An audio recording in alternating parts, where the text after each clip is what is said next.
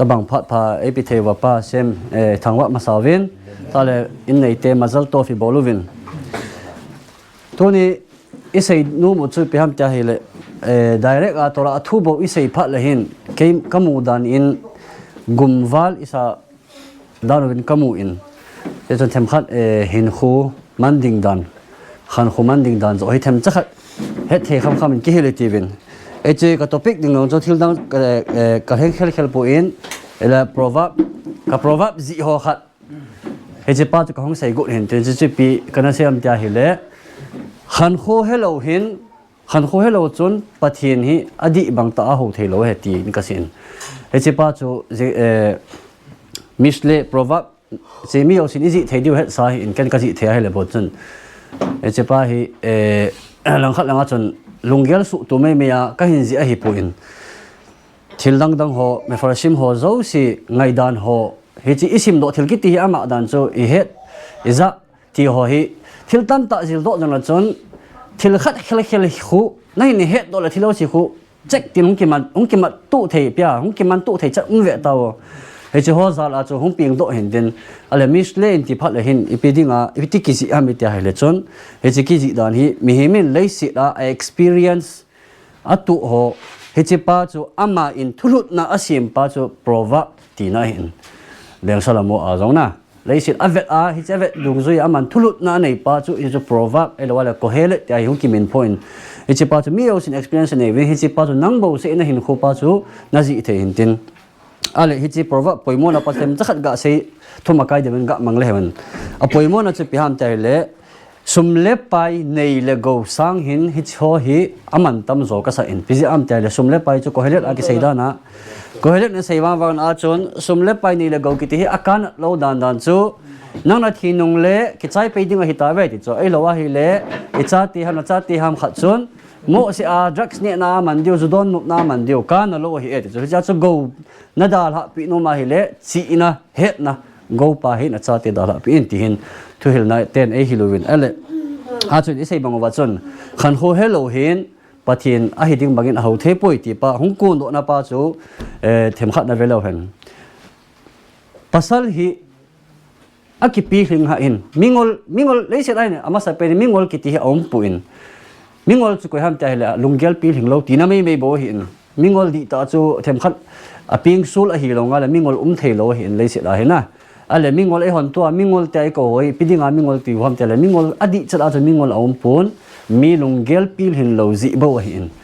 ale hi chi pa hi leise chi da na hin evet ai hen hop thumin hop thein khat choi le alai don pa choi le chi choi le nature a chi ding dan dol mong pa chu hin hi chu piam ta hi le pasal ki ti hin cha ahin nei ting le bo hin alunggel hung pi hling pan hi e ti chu mi ching mi thim ho in na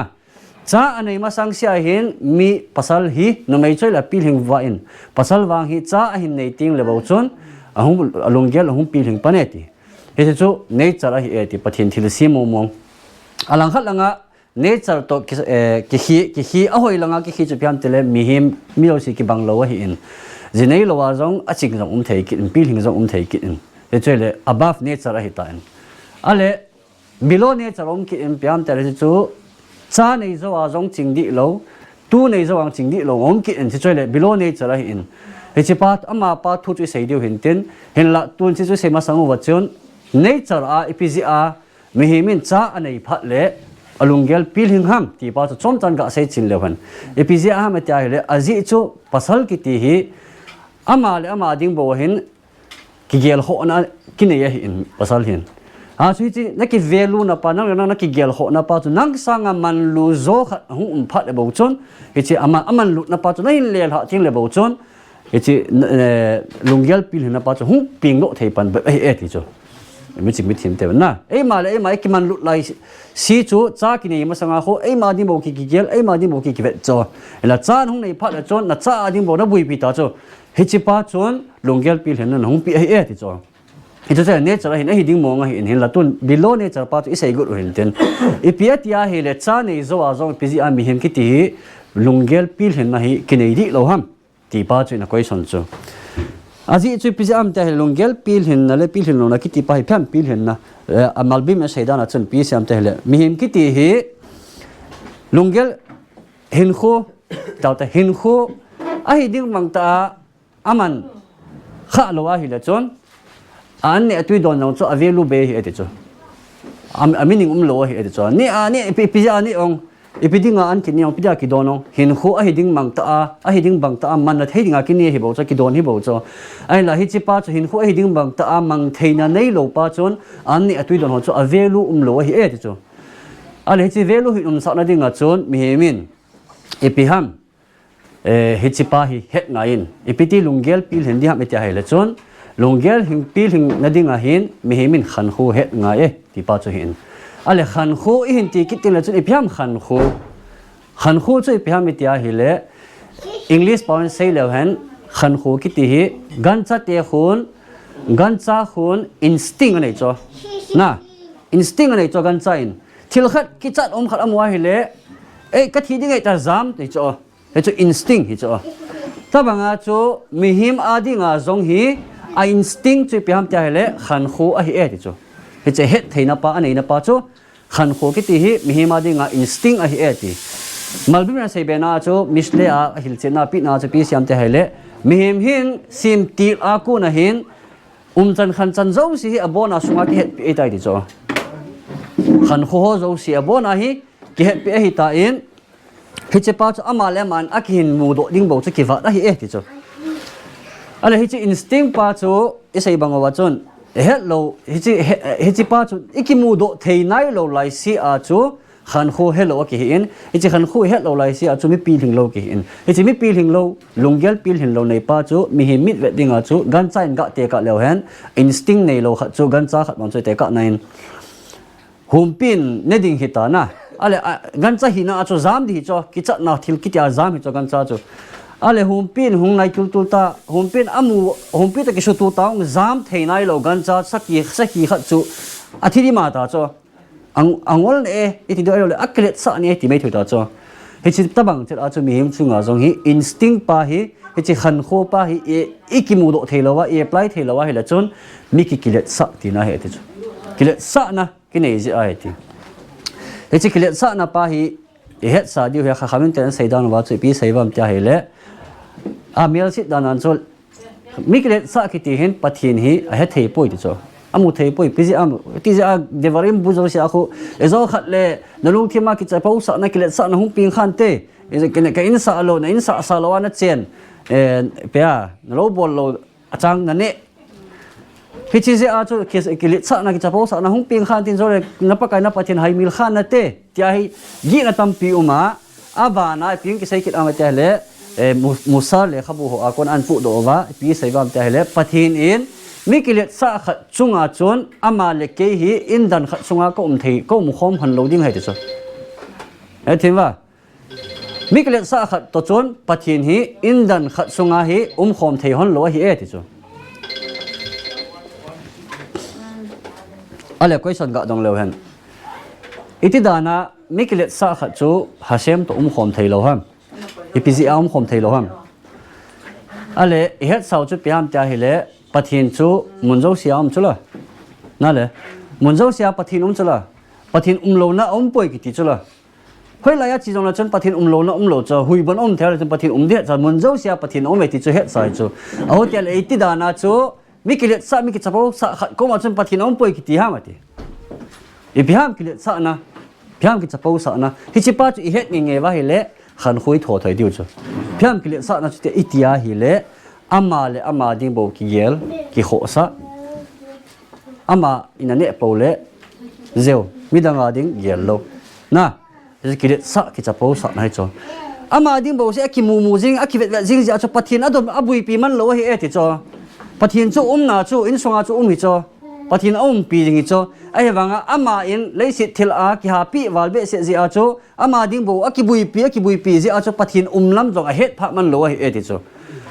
pathin pi lo hilowin amain pathin lam cho het pha lo hi eti hu chi ji a chu pathin to khom thei lo ti yong po lai eti chu ta bang cha a chu salom bai ho a jong hi nu pa hong ki tu lo a chon in songain pathin pi nom poi ki ti cha pi ji ang pi ja ki tu lo ham cha hele a ji chu khat no ama ding bo ki gel khat ama ding bo ki gela ta chu ki gel tu hon a chang chi de ki gel lai si wa chu khát đi ngang mù lâu gì vào chỗ Pathen cái sản nó mù thầy tạo lâu hi thì chỗ hết cái chắp bao sợ này thì hết cái chắp bao sợ nó bao chỗ in lệ là thầy tiếng là chỗ Pathen cái mù thầy tiếng in là hết bao chỗ ít bảo điều ham tay lệ ama sắp bên nào chỗ hết cái lệ sợ nó bao chỗ ipizia mi himen anh này thì ham tay lệ xây tao viên ama đi bộ cái gel bao gì ahin hết deibang mi himen ama đi bộ cái gel lại si à chỗ Moshe Rabbeinu cái sản nó hú độ thầy lối tao cho mà chỗ Menashe in jong lung xí lệ jong lệ again thầy hạ sát na chỗ hú độ dấu lục đi tao chỗ hồi lại cũng approve cái muam tia hele parashat vaira chỗ abul langa chỗ pikisiam tia hele Moshe Rabbeinu Pathen ahou pia Moshe Rabbeinu chilang Menashe te gong gasai na ti chỗ Moshe Rabbeinu gasia agasia hele Menashe te chỗ anangai sa tapu ve ti chỗ ipisiam tia hele agim gen thei thu uto athil bui pi uto ti chỗ chizi a chon Moshe Rabbeinu tu sei yong chỗ angai sa tapu ve ti chỗ hichiwa kuna cho proof hong po do a ipi hong po am tia hele mihimin ama ding bo ama hung sung bo ama in sung bo thil ki ti hi klal general ta evet ngain general ta thili vet lawa hilin ki kipal paljing ding hin Eimi private ding bo ki gela hilana thil a khaw ding khat nong chu kinem sa the anem ding khat no ki khaw sa the la general ta nong vet phat le bo chun thil chi dan pa hi mit ti sai da lunggel pil hen la pa hi ko nong ki hong ding ti pa chu sei no ki hin ten ala hita banga chu isai bangwa mikle sa khat chun ama ding bo ki kho sa zi a chun kile sa hi ti vin ama pa chu Moshe Rabbeinu hian lam Menashe hijongle hita bang anei lai sia chu ama ding bo ki gel lai si a chu koiman chana hu do thelo di hi te chu lungsit le jongle gen thei ha san atu jongle Menashe hijongle hu do zo lo ding hi tai chu hoti ji a chu hi chi pa chu pai thang ading a chu piti bol di hon te hele Khankho bol ngai phiam Khankho tun sei la han Khankho chu pi ham tai ja chu ahil che isai nau chu instinct thu chu mai sei thu hin tin tun a definition ahil chen na Khankho hil chen na achom lam thei pe na Torah lama isai dingai le pham Khankho eiho het chu ipui pa teo chon dan zui ho chu chu aba azam kai hi ta chu Khankho ki pat na chu hoya kunai mu thewam tia hele be hil to bet samai thusima kuna chu mu thein tin pikisiam ta hele lai chu zentel kha ahung in bet samai ko ma ahung in keng lang khala ka din ka ahin Torah pum pi nei hil ti chu atila bet samai pada ati anno do na a chu bet la ko ma ka chi ki lai pi siam ta hele bet hilel keng lang khala ka din ka ahin Torah ki sai yo si nei hil pi ati nei sei pi nge la gi ur ka bol ding ha ti chu a chu pi sei pi am ta hele nang ma chunga lung ding ana de lo kha chumi dang chunga lung ding in le hin ti chu Torah zo sia hi adang ho chu ahil chin na ba jam kai ngi nei tai ti chu ti chu Khankho he chu nang ma chunga lung ding ana de lo kha chu midang chunga zong hun sa hi in ti chu Khankho het diwa adang ho chu mi pai pia na he nang pai pia ken cho choi le aba jam kai chu nun kho hi ta chu aba jam kai hi ta na he jong le a general ta ai sei dinga he le thu chang kha senten kha ai sei dinga he le chon Khankho chu ipiham atia hi le nang ma chunga lung dinga na de lo kha chu midang chunga zong hun sa hi in ti chu Khankho hi ti pa chu in tin hi chi pa chu I bol do ding wa chu ti bol ding ham tia hi le hi chi pa chu in nei thei ting wa la chon ha samai thei chami kha in thil aval ga bolin ki ti hi lo cho na chunga lung ding ana de lo pa bo chu mi chunga hun sa hi in ti thu bo cho mi kha chu ga chi lang ga zut le lang ga ho pi lang ga ho phan ki ti lo cho go phan lang elo la sum ka pi lang elo la ni ding ka pi lang ta ki sei hilowin mi sei pau chu asima simple a hi in ichunga lung dinga I de lo pa chu midang chunga jong thun sa loading ti pa chu in ei wa hila chon hi chun Khankho I pi dingu he chi zal a chu bo chu gen thei ha sa na wa yong wa hi le he chi pa za la bo chu hu do na ki mu thei ding hi chu a chu e chi mi chunga lung ding I de lo banga chu e chunga lung ding I de lo mi chunga hun sa na dinga chun I zo ka sei banga chu thil ki ti general ta ave ding e ding bo ki khul loading e ding bo nang ding bo na ki khul lai sia chu mi kilet sa tinai chu mi kilet sa tinai simple meaning ana e ding bo ki kho sa e ding bo ki gel lai sia chu mi dang na mu thelo mi dang nat na mi dang gen thei na mi dang ha sat na namu thelo lai sia chu nang ding bo na ki gel a hi ti pa chu hin tin I nang ding bo ka ki ke ding bo ka ki gel ti pa chu na ki mu thei ki a chon answer chu miklet sa ka hi tinai ki ta chu hi chi ding a chu klet sa lo na ding a chu ni bol ding chu ha sal he jong le khat ani chunga hi thilpha bol di mi khat ani chunga thilpha bol di hi chi pa chon training ap cho thilpha bol ding men ki pa thu sei lo na khó lo ki pa thu sei ngai lo aman ki pa thu sei dinga ka bo hello ke le ke kli sa na ko na ka po do nom se training ka bol a hi ti zo ai ke la a he training ki pi ding he chiwa ku na cho ka khum ka hin khum khana cho pi kan khum kham te chi ho zo si cho longel su tu pa cho hung in ten a chaina a hung ki khum khana cho Khankho helou in Pathen adi ta in aho thei poi ta cho kan khum kha en chi pa cho kan sei do nom hin ten e sei hilum le ki ngai damu tin sei kha o chang khat chang ni le naw sen le anu amani hungdam na di hungdam hun na di hin ten ta jing le hun le apha chala dam le bit a sem in tunia zo ha sim ho uzal le si uni ho zala hin chi Khankho ki ti hi apoi modan chu ga sei be cham cha ga sei leng hagra na sei da na khon khamim te hin thu chang khat anei ven thil khat an hil chin dingu hil chin sau be se lo na a chaina khol pian sei wam ta hi le similang het himin mo ti ngu cho e byong ki sim ki het him lo pe chom wal to ki helou pia similang het himin mo ti ngu cho a cha rule chu piam ta hi le chi tabang kam pau hong su na wa khamim ten ki het himin hong ti nge ngi wa la chon na het hi ma sang sia cho an long ne phal lo hi tu cho game này là làm sao? Anh cha cái này tôi xem dấu siur, họ dấu si khidus họ dấu si cho xem mình